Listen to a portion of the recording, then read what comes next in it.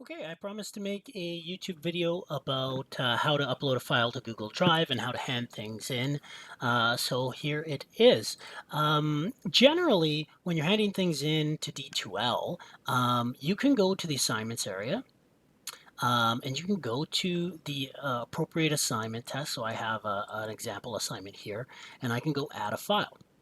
Now for this example, let's say I'm handing in a video and I go my computer and then I find the file I want to upload. So I hit upload and I've made this sample video here called Gemini Gems. And I actually think it's 120 megabytes, which is rather large. Let's see if it uploads. Okay, it says here, you can upload files up to a maximum of 2 gigs. So this will work. And that's fine. So if you're handing something under 2 gigs, this is a very simple way to just upload it. It will go to the Dropbox. I'll give it, it's at 83%. And I could just hand it in and submit the file. And generally that's the way you're going to do it. But sometimes, I mentioned in class, the file might be larger than 2 gigs. So if it was larger than 2 gigs, I often show our students how to upload it with Google Drive. So let's imagine this file's bigger than that and it didn't work. Well, then I would need to go to something like Google Drive, and all Lakehead students have a Google Drive, drive.google.com. Log in with the appropriate email. And now that I'm here, I can go to my drive. I'm going to go in, I'm going to make a new folder. Let's call it new folder. Let's call it video example, but you might call it, depending on the course you're in, depending on the project, you might make a folder for however you like. And then I'm going to go into that folder and I'll upload the appropriate file just like I did in D2L. So I click on the file here. And so this could be larger than 2 gigs. I can also collaborate it with people.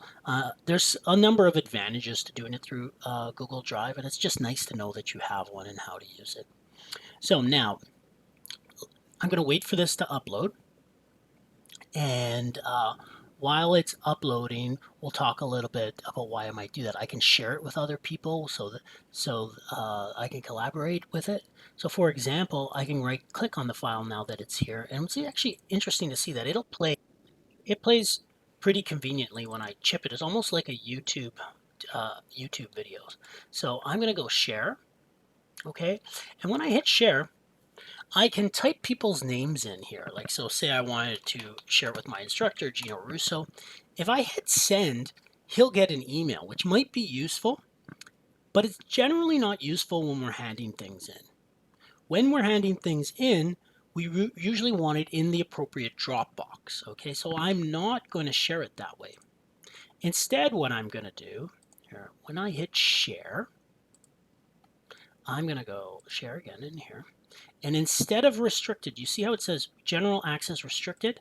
I'm going to say either anyone with the link, so anyone who has the link can see it there, or anyone in university. Okay, this isn't some private thing, so I'm just going to make it pretty general, anyone with the link. Okay, and now I can copy that link. So when I hit copy, now if I wanted to hand this into the assignment, I could go in the comments area, I could say, hi, Mr. Russo, my link is here. Okay, so if he clicks on that link, he'll be able to view it, but only if, when I shared, I went copy link, or actually when I shared, I had to make sure, because this is important, if you don't click this to Lakehead University, they have to have a Lakehead University account, or anyone with the link. If you leave it on restricted, they won't be able to see it. Okay, and that happens a lot. Someone will hand it in, and then I'll have to email them and say, hey, I can't see it, and then they have to hand it in again. So I usually choose either Lakehead University if you think it's a little sensitive, or anyone with the link if you don't mind anyone with the link grabbing it.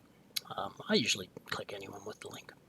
Okay, so hi, Mr. Russo, my link is here. Now there's one last thing. It's pretty silly. When I hit submit, oddly enough, D2L says you must select at least one file. And actually, this is the file, but it's not letting me do it. So I could just go add a file. And sometimes what students do is they'll just click on a random file, or they'll make a random file. Like here, this is an application for a video game.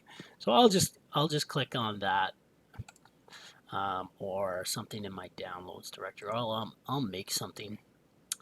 But for this, I could just click on any file that I have that's small and irrelevant, and that file will upload, but the instructor will see that this is where I actually want to link. Yeah, and now that's submitted. If we have the submission date, etc.